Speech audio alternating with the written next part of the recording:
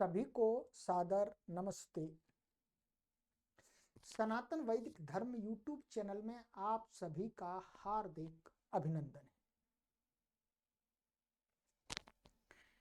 मित्रों, कर्म फल विवरण की कक्षा संख्या आज हम पढ़ेंगे 8। ठीक है, 7 कक्षाएं मैंने पढ़ा दी है, 8वीं कक्षा आज। अभी तक हमने इसमें 9 प्रश्नों पर विचार कर लिया है। 9 प्रश्नों के समाधान हमने प्राप्त कर लिए हैं। आज हम एक नया प्रश्न लेकर के आपके समक्ष उपस्थित हो रहे हैं, और प्रश्न हमारा नहीं है, वो आचार्य जी का ही है। ठीक है, काफी अच्छा प्रश्न है। ये 9 प्रश्न हो गए थे हमारे। 10वां प्रश्न है।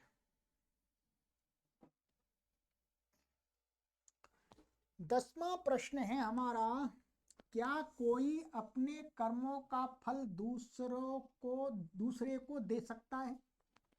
बहुत ही उत्तम प्रश्न है। इसके विषय में, इस प्रश्न के विषय में बड़े बड़े लोग भ्रमित हैं, वास्तव में भ्रमित हैं वास्तव में। ठीक है, आज इस पर विचार करेंगे और शास्त्रानुकूल विचार करेंगे। ठीक है, प्रश्न आपने समझ लिया, दोबारा मैं समझा देता हूं। क्या कोई व्यक्ति अपने कर्मों का फल दूसरे को दे सकता है?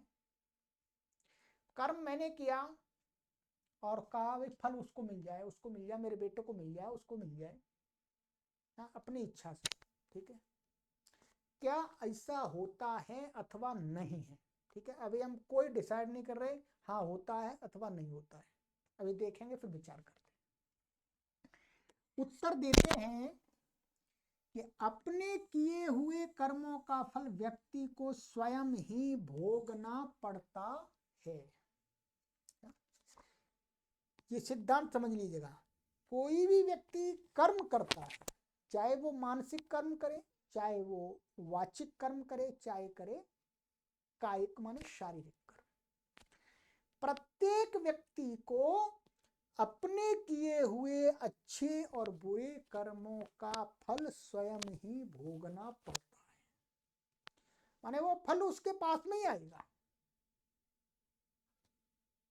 कोई अच्छा कार्य कर दे और भगवान से प्रार्थना करे, भगवान इसका फल उसको दे दो जी, मेरे रिलेटिव्स को दे दो, या मेरे मित्र को दे दो, या मेरी पत्नी को दे दो, या मेरे पति को दे दो, या मेरे भाई को दे दो, पुत्र को दे दो, पुत्री को दे दो, तो ऐसा भगवान नहीं सुनता। ठीक है, तो कहते हैं भोगना पड़ता है। अपने कर्मों का फल कोई व्यक्ति किसी अन्य को नहीं दे सकता है। ठीक है, वही बात है। इसमें प्रमाण दे रहे हैं कि वैशेषिक दर्शन का प्रमाण दे रहे हैं। वैशेषिक दर्शन ऋषिकृत दर्शन है। ठीक है, आत्मांतर गुणानाम आत्मांतरे कारणत्वात्। बस ये 2 सूत्र को पढ़ लीजिएगा, इसका भाव देखते हैं आगे। एक आत्मा द्वारा किए गए पाप पुण्य रूप धर्माधर्म ऐसा है वास्तव में। ठीक है, पाप पुण्य रूप धर्माधर्म में एक ही है, अधर्म है, या जुड़ना चाहिए। ठीक है, धर्म और अधर्म का फल दूसरी आत्मा को नहीं मिलता है। ये वैशेषिक दर्शनकार महर्षि कणाद मुनि कहते हैं। ना तो ये आचार्य जी इस बात को कह रहे हैं, और ना मैं कह रहा हूं, ना कोई व्यक्ति सामान्य कह रहा है।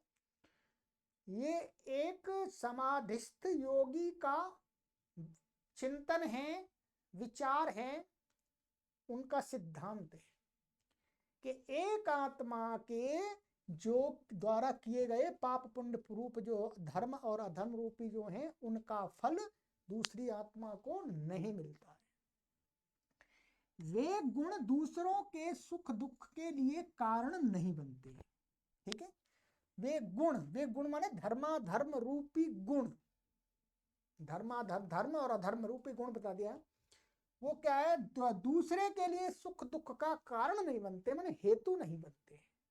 ठीक है, इसलिए कोई भी दूसरे द्वारा किए कर्मों का फल नहीं भोगता, किंतु स्वयं कृत कर्मों के फलों को ही भोगता है। ध्यान देंगे। इसलिए कभी भी मत ये सोचिएगा कि भाई इसके दादा परदादा ऐसे कर गए इसलिए इसको उसका फल भोगना पड़ रहा है। ठीक है, ऐसा नहीं होगा। उसका अपना कर्म है। ठीक है, माने तो यदि अन्य के कर्म का फल अन्य को प्राप्त होना मान लिया जाए तो शास्त्र के अनुसार कृत हानि अकृत अभ्यागम रूपी अन्याय दोषी ईश्वर बन जाएगा। ईश्वर की न्याय व्यवस्था में ऐसा अन्याय नहीं होता। कृत हानि अकृत अभ्यागम, ये एक न्याय है शास्त्रों का कि कृत हानि माने जिसने किया है वो तो उससे रहित हो जाएगा। ठीक है, और अकृत अभ्यागम जिसने नहीं किया है उसको प्राप्त हो जाएगा। ठीक है, ध्यान रखिए। तो क्या हो जाए, रूपी अन्याय, ये अन्याय हो जाएगा कि भाई किसी ने किया और दूसरे को मिल गया। तो अन्याय रूपी दोष ये कौन है, ईश्वर के ऊपर लगेगा, ईश्वर को दोषी माना जाएगा। परंतु ईश्वर ऐसा अन्याय नहीं कर सकते हैं। ठीक है,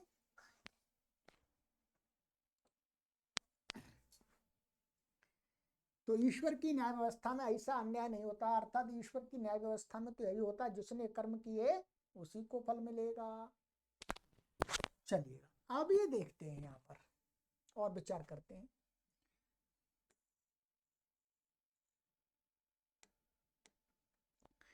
वर्तमान धार्मिक समाज में ऐसी परंपरा देखी जाती है कि कुछ लोग यज्ञ जप तप आदि अन्यों से करवाते हैं और ऐसा मानते हैं कि उन पंडित साधु पुजारी आदि के द्वारा किए गए जप तप आदि का फल उन्हें मिल जाएगा, उनके पापों में कमी हो जाएगी।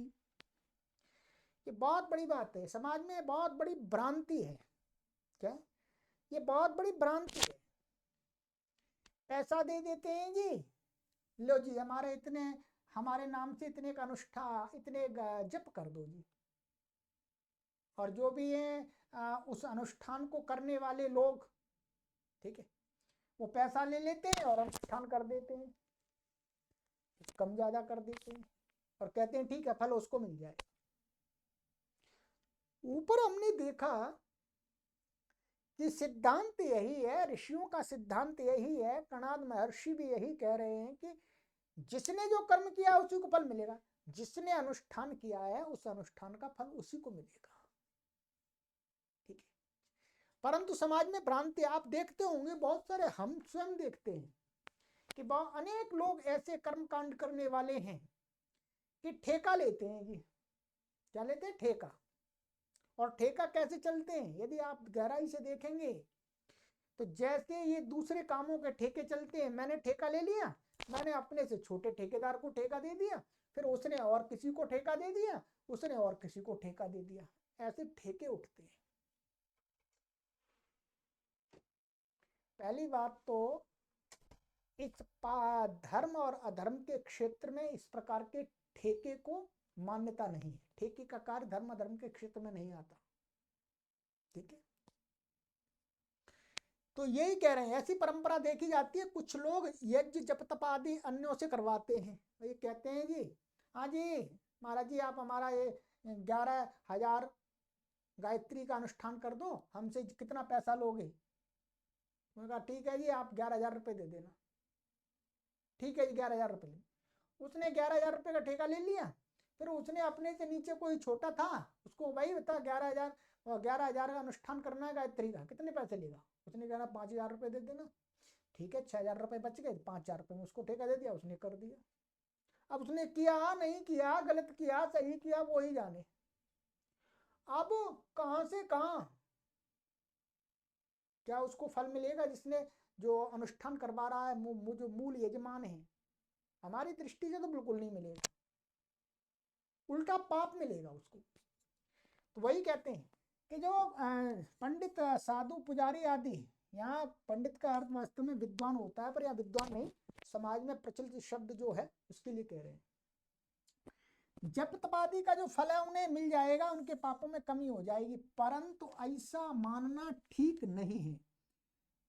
ऐसा मानना बिल्कुल भी ठीक नहीं है। ये तो अपने मन को वैसे ही संतुष्टि देने वाली बात है।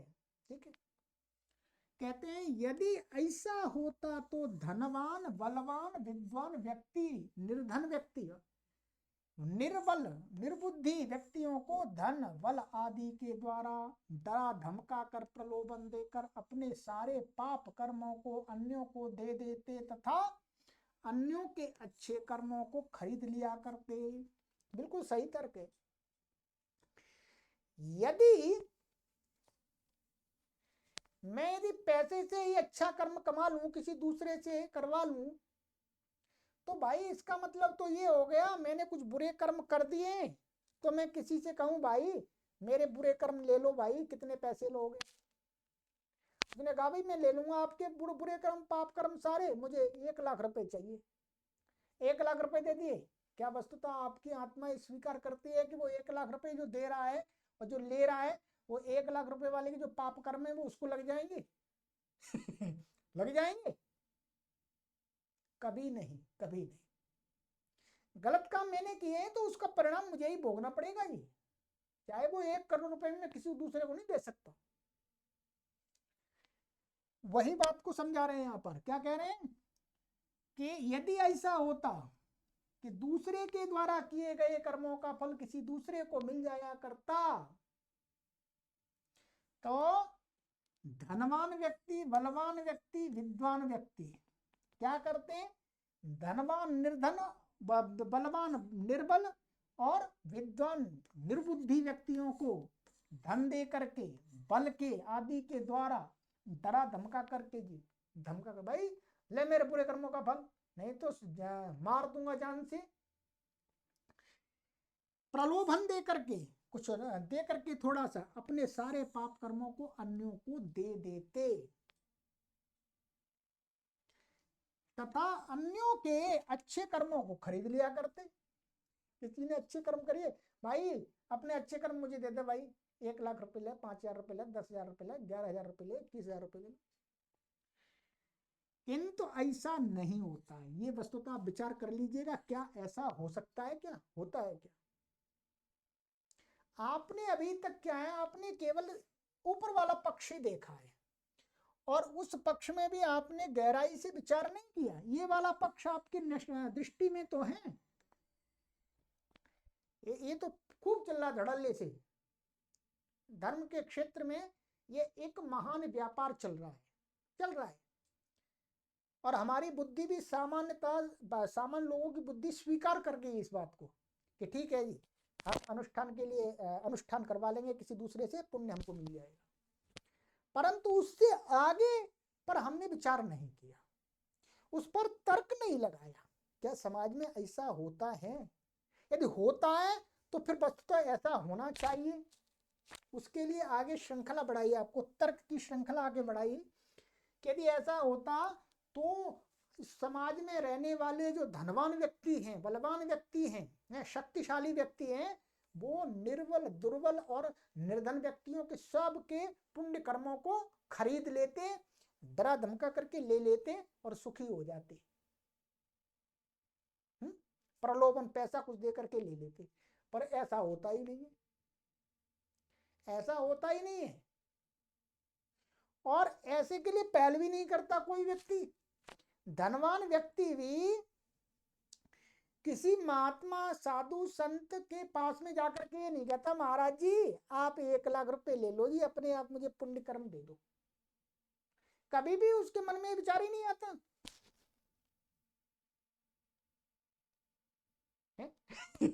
ठीक है, तो वही कह रहे हैं खरीद लिया करते, किंतु ऐसा नहीं होता है। इसी प्रकार की एक घटना सारिका मासिक पत्रिका में कुछ वर्षों पूर्व प्रकाशित हुई। एक उदाहरण दे रहे हैं आचार्य जी इसी प्रकार की एक घटना, ये सारिका कोई पत्रिका है, मासिक पत्रिका है, उसमें प्रकाशित हुई कुछ वर्ष पूर्व। अभी से नहीं, अभी तो आचार्य जी नहीं है, उनके सामने उन्होंने जब ये पुस्तक लिखी है तब उससे पूर्व पत्रिका में दी हुई होगी। क्या? नेपाल सम्राट महेंद्र जी की मृत्यु पर एक ब्राह्मण ने उनके पाप ले लिए। क्या? नेपाल का जो राजा था महेंद्र जी, उनकी मृत्यु पर क्या है, एक कोई ब्राह्मण ने उनके सारे पाप ले लिए। जी महाराज जी आप सारे पाप मैं ले लेता हूँ। इसकी कीमत के रूप में उसको बहुत धन संपत्ति दी गई। राजा था, वे राजा ने संपत्ति दे दी। ऐसा माना गया कि महाराज स्वर्ग गए। कैसे कैसे चल रहा है ये, कभी तो आश्चर्य होता है।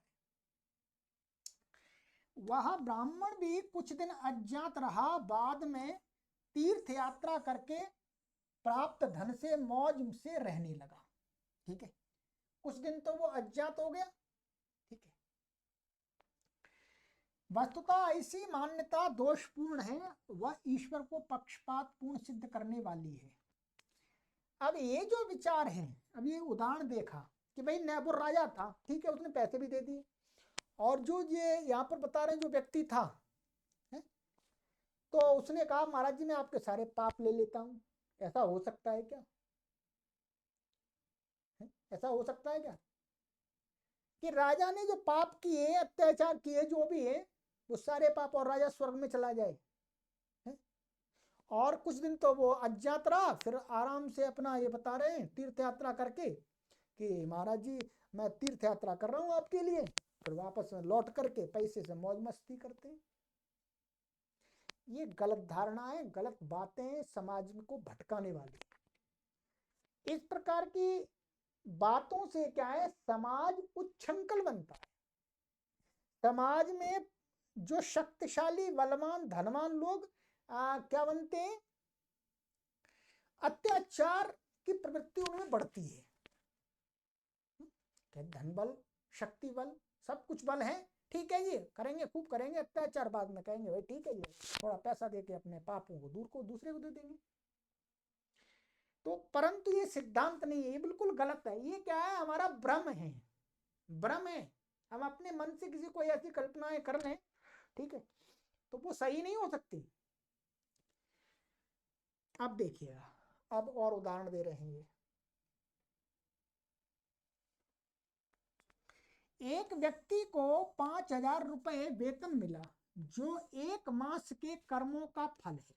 अब एक सामान्य उदाहरण लेकर के दे रहे हैं कि एक व्यक्ति है कोई, उसने काम किया महीने भर और उसको 5,000 रुपए सैलरी मिल गई, 5,000, ठीक है, उसके कर्मों का फल है।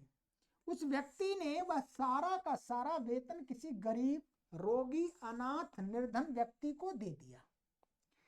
ऐसी स्थिति में लगता है कि उस व्यक्ति ने अपना सारा फल किसी और को दे दिया, किंतु ऐसा नहीं है। ये कभी कोई व्यक्ति प्रश्न कर सकता है मन में, या उठा सकता है कि भाई अपना फल मैं क्यों नहीं दे सकता, मैंने कार्य किया, मुझे सैलरी मिली है, मैंने उठा करके किसी एक व्यक्ति को दे दी या गरीबों में बांट दी, तो मैंने अपना फल, अपने कर्म का फल उनको बांट दिया। नहीं, ये आपके कर्म का फल नहीं है, ये मैंने आपने अपने कर्म का फल नहीं दिया। ध्यान रखें, एक नया कर्म बना, वो बता रहे हैं अभी, जो आपने एक महीने परिश्रम किया, मेहनत की, उसका फल आपको ही मिला, आपको ही मिला, आपके मालिक ने आपको ही दिया। ध्यान रखेंगे। तो वही कहते हैं कि उस व्यक्ति ने सारा का सारा वेतन किसी गरीब या रोगी व्यक्ति, अनाथ व्यक्ति को दे दिया। तो ऐसी स्थिति में क्या लगता है कि उस व्यक्ति ने अपना सारा फल किसी और को दे दिया, किंतु ऐसा नहीं है। क्यों? बता रहे हैं।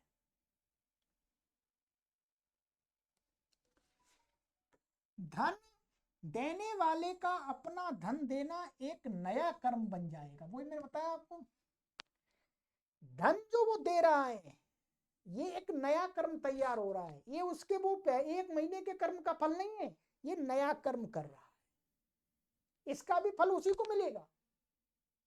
गरीबों को, निर्धनों को, असहाय को, रोगी को जो अपना सैलरी दे रहा है, ये उसका नया कर्म बन रहा है। ये पिछले महीने का कर्म नहीं है। जिसका फल ईश्वर भविष्य में देगा उसका फल उसको फिर दूसरा मिलेगा। है रोगी की सहायता की है, किसी असहाय की सहायता की है, निर्धन की है, निर्बल की है, दुर्बल की है, उसका उसे फिर और फल मिलेगा। है मालिक के यहाँ उसने नौकरी की, उसका फल उसको पैसा मिल गया। इसी प्रकार कोई दोषी पापी अधर्मी व्यक्ति ने अपने बुरे कर्म का दोष किसी निर्दोष व्यक्ति पर लगाकर उसे दंड दिलवा देता है तो वह अपने दोष से बच नहीं सकता, बल्कि यह एक नया ही कर्म बन जाता है जिसका फल उसे भविष्य में मिलेगा। इसको भी समझ लीजिएगा। क्या कह रहे हैं? धन देने वाले जिसका फल ही हो गया। इसी प्रकार कोई दोषी पापी अधर्मी व्यक्ति है, ठीक है, ने अपने बुरे कर्म का दोष, अपने बुरे कर्म का दोष, गलती की उसने, कुछ पाप कर्म किया और किसी निर्दोष व्यक्ति पर लगाकर उसे दंड दिलवा दिया। भाई व्यभिचार किया और भाई वो थोड़ा पावरफुल व्यक्ति है, पुलिस में रिपोर्ट उसने दूसरे व्यक्ति के नाम करवा दी। जिसके साथ व्यभिचार किया उसको डरा धमका दिया कि भाई नहीं मेरा नाम नहीं लेना, उसका नाम लेना है। तो समझिए क्या कह रहे, दूसरे व्यक्ति को दंड दिलवा दिया है तो वह अपने दोष से बच नहीं सकता, बच नहीं सकता। वो सोचे कि भाई मैंने जो कर्म किया था, नहीं, ये जो किसी दूसरे को फंसा रहा है, जो गलत कर्म किया वो तो किया ही, जो फंसा रहा है वो भी एक उसका गलत कर्म बन रहा है। अपने गलत कर्म का फल उसको नहीं दे रहा, एक और नया गलत कर्म का, बल्कि यह एक नया ही कर्म बन जाता है जिसका फल उसे और भविष्य में मिलेगा। तो कोई ये ना समझे, सिद्धांत ये निकल के आया कि कोई भी व्यक्ति जो कर्म करेगा उसको उसका फल उसी को मिलेगा, ठीक है। फिर उस फल को आगे किस रूप में प्रयोग करता है तो उस प्रयोग करने के समय एक नया कर्म और बनेगा। यही सतत प्रक्रिया चलती है। पक्का इससे सिद्धांत आया कि भाई मैं यदि परमात्मा का नाम लूंगा, ओम का नाम लूंगा, ओम का जप करूंगा, गायत्री का जप करूंगा तो ही मुझे मुक्ति मिलेगी, मुझे आनंद की प्राप्ति होगी। पैसा दे करके मैं किसी से जप तप कराता हूं तो उसकी सुख की अनुभूति मुझे नहीं होगी, वो फल उसी को मिलेगा, चाहे बेशक आप पैसा दो, कुछ भी दो। ये आज से भूल जाइएगा, ठीक है। यदि आपको सही सिद्धांत के मार्ग पर चलना है, सनातन सिद्धांतों के मार्ग पर चलना है, ऋषियों के बताए हुए मार्ग पर चलना है तो ठीक है, नहीं तो भटक रही है दुनिया, ठीक है। तो ये हमारा प्रश्न हो गया। अब अगली कक्षा में एक नया प्रश्न उपस्थित करेंगे, कर्म करते समय फल की आशा क्यों न करें, इससे क्या हानि है और क्या लाभ है ये भी देखेंगे, ठीक है। तो आज का सुन बहुत ही अच्छा ये प्रश्न का समाधान हमको मिल गया कि क्या कोई अपने कर्मों का फल दूसरों को दे सकता है? नहीं दे सकता, नहीं दे सकता, नहीं दे सकता।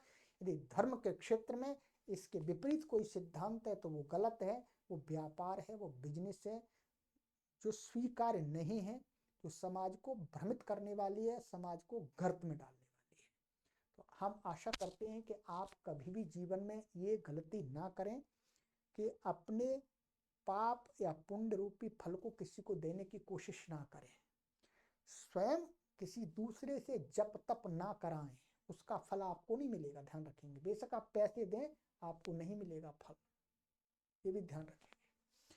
आप स्वयं कर्म करेंगे तब उसका फल आपको मिलेगा। चलिएगा, यदि आपको ये सिद्धांतों की वीडियो अच्छी लग रही है तो अपने मित्रों तक शेयर करके पहुंचाइएगा, जिससे समाज में एक शुभ संदेश जाए, ऋषियों की बातों का प्रचार प्रसार हो। सभी को सादर नमस्ते।